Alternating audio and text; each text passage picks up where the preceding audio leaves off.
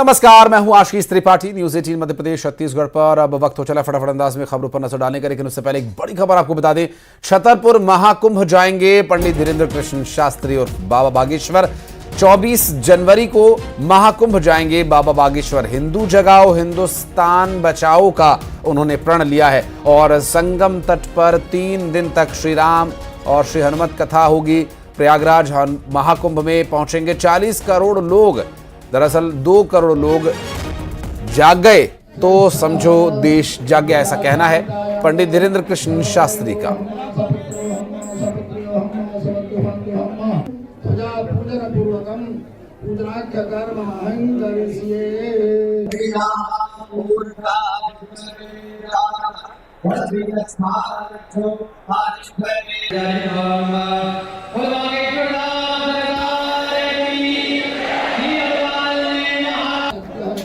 और हमारे सहयोगी नरेंद्र परमार इस वक्त हमारे साथ जुड़ गए। नरेंद्र, दुनिया भर के साधु संत इस वक्त पहुंचे हुए हैं संगम तट पर।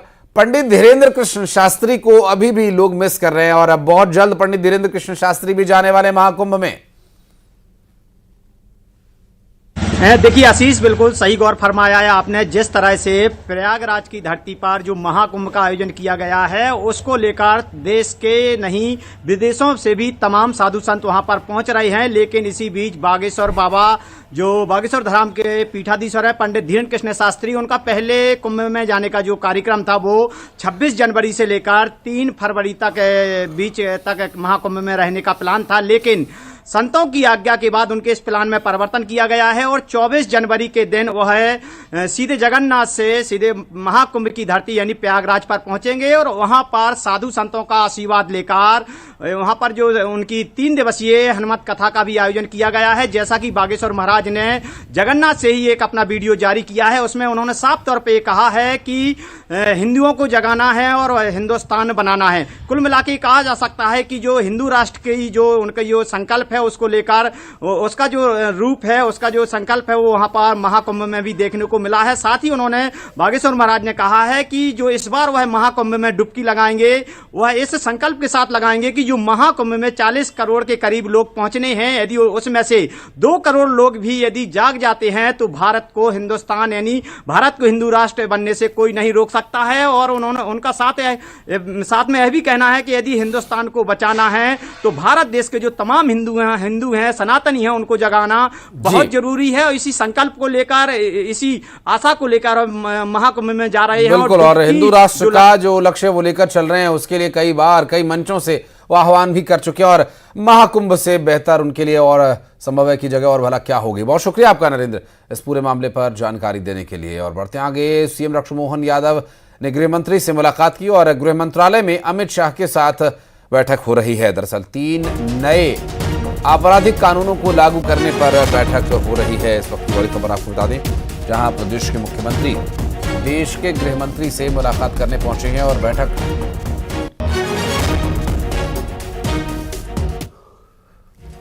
इस वक्त दिल्ली में चल रही है। और बात करेंगे हमारे सहयोगी अशरफ काज़मी, लगातार हमारे साथ जुड़े हुए।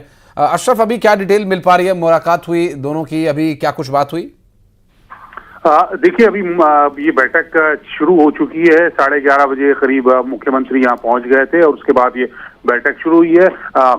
गृह मंत्री है, 3 नए जो आपराधिक कानून हैं उसकी बैठक कर रहे हैं, उसकी समीक्षा कर रहे हैं कि उसे कैसे लागू किया जाए, कब लागू किया जाए, उसके लागू करने में जो समस्याएं आएंगी, जो दिक्कत आएंगी, तो उन सब पर चर्चा की जा रही है। और संभावना ये व्यक्त की जा रही है करीब 1 बजे तक ये बैठक चलेगी और उसके बाद ही मुख्यमंत्री बाहर आएंगे तो और फिर उस पर वो पत्रकारों से चर्चा करेंगे कि क्या रहा। और इसके अलावा बैठक में इन कानूनों के अलावा सहकारी तंत्र को जो राज्य में है वो मजबूत करना, तो उस पर भी मुख्यमंत्री की और गृह मंत्री के साथ बातचीत होगी। ठीक है अशरफ, आप नजर बनाए रखिएगा, आगे डिटेल्स लेने के लिए फिर लौटेंगे आपके पास। बहुत बहुत शुक्रिया फिलहाल आपका इस पूरे मामले पर जानकारी देने के लिए। और बीजापुर मुठभेड़ में 12 नक्सलियों के शव बरामद हो चुके हैं। दक्षिण बस्तर डिवीजन में यह मुठभेड़ हुई। दरअसल पामेड़ बासागुड़ा उसूर एरिया में PLGA बटालियन नंबर 1 और CRC यानी सेंट्रल रीजनल कमेटी कंपनी के नक्सलियों से जवानों की मुठभेड़ हुई थी और इस मुठभेड़ में हथियार सहित 12 हार्डकोर नक्सलियों के शव बरामद हुए। मारे गए नक्सलियों की पहचान की जा रही है।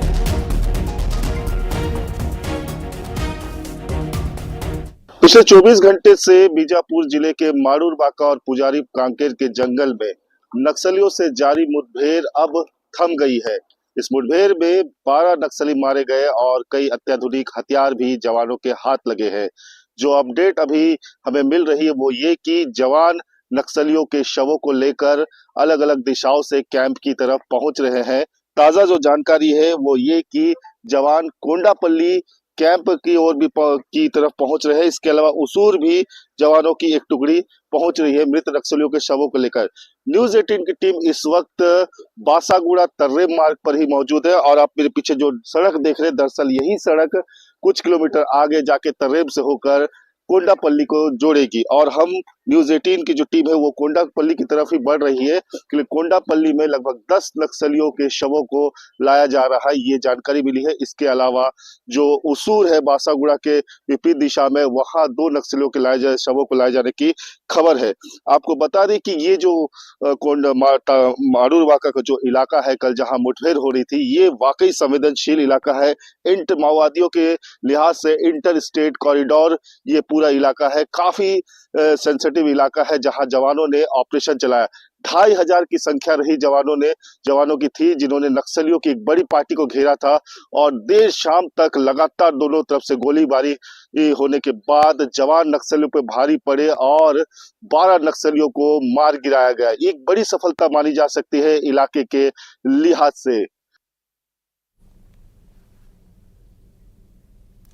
और बीजापुर नक्सली मुठभेड़ से जुड़ी एक और बड़ी खबर आ रही है। मुठभेड़ में मारे गए नक्सलियों के शवों को कैंप लाया जा रहा है। दरअसल 10 डेड बॉडीज कोंडापल्ली से पहुंची हैं और 2 नक्सलियों के शव उसूर में पहुंच चुके हैं। दरअसल पहली मुठभेड़ सुकमा की डीआरजी टीम से हुई थी और सुकमा के जवानों ने 10 नक्सलियों को मार गिराया था। सभी जवान अब वापस लौट रहे हैं। ऑपरेशन में डीआरजी के जवानों के साथ एसडीओपी स्तर के अधिकारी भी शामिल थे।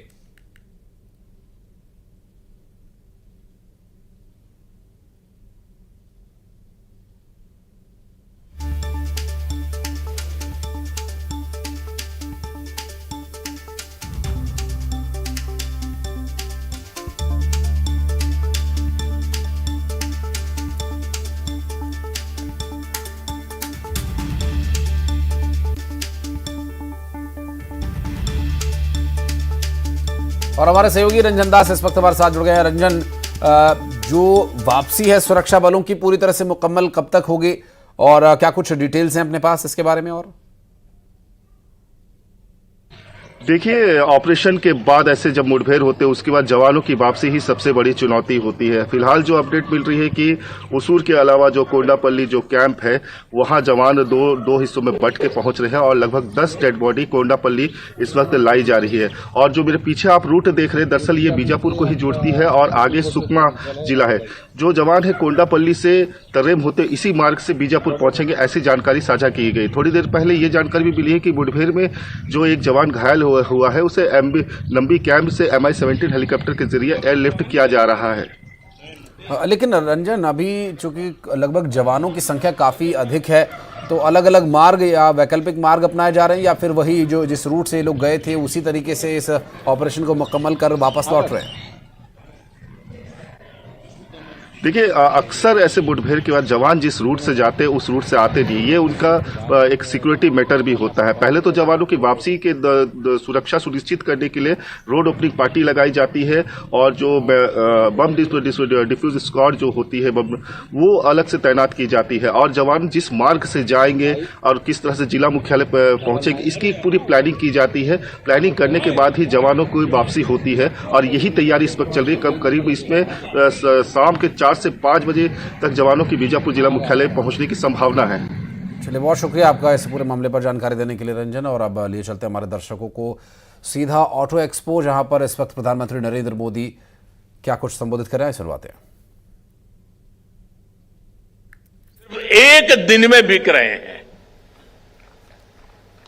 अनुमान है कि इस दशक के अंत तक भारत में इलेक्ट्रिक व्हीकल्स की संख्या 8 गुना तक बढ़ सकती है। ये दिखाता है कि इस सेगमेंट में आपके लिए कितनी ज्यादा संभावनाएं बढ़ रही है। साथियों, देश में इलेक्ट्रिक मोबिलिटी के विस्तार के लिए सरकार लगातार पॉलिसी डिसीजंस ले रही है, इंडस्ट्री को सपोर्ट कर रही है। 5 साल पहले फेम 2 स्कीम शुरू की गई थी। इसके तहत 8,000 करोड़ रुपए से भी अधिक का इंसेंटिव दिया गया है। इस राशि से इलेक्ट्रिक व्हीकल खरीदने में सब्सिडी दी गई, चार्जिंग इंफ्रास्ट्रक्चर का निर्माण किया गया। इससे 16 लाख से अधिक ईवीज को सपोर्ट मिला, जिनमें से 5,000 से अधिक तो इलेक्ट्रिक बसें हैं।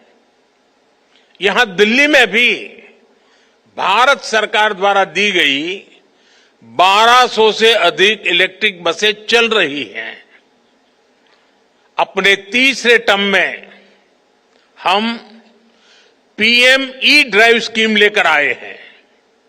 इसके तहत 2 व्हीलर, 3 व्हीलर, ई एम्बुलेंस, ई ट्रक ऐसे करीब 28 लाख ईवीज खरीदने के लिए मदद दी जाएगी। करीब 14,000 इलेक्ट्रिक बसें भी खरीदी जाएगी। देश भर में अलग अलग वाहनों के लिए 70,000 से अधिक फास्ट चार्जर लगाए जाएंगे। तीसरे टर्म में ही पीएम ई बस सेवा भी शुरू की गई है। इसके तहत देश के छोटे शहरों में करीब 38,000 ई बसें चलाने के लिए केंद्र सरकार मदद देगी। सरकार ईवी मैन्युफैक्चरिंग के लिए इंडस्ट्री को लगातार सपोर्ट कर रही है। ईवी कार मैन्युफैक्चरिंग में जो और अब बढ़ते हैं फटाफट अंदाज में दिखाते हैं आपको अहम खबरें।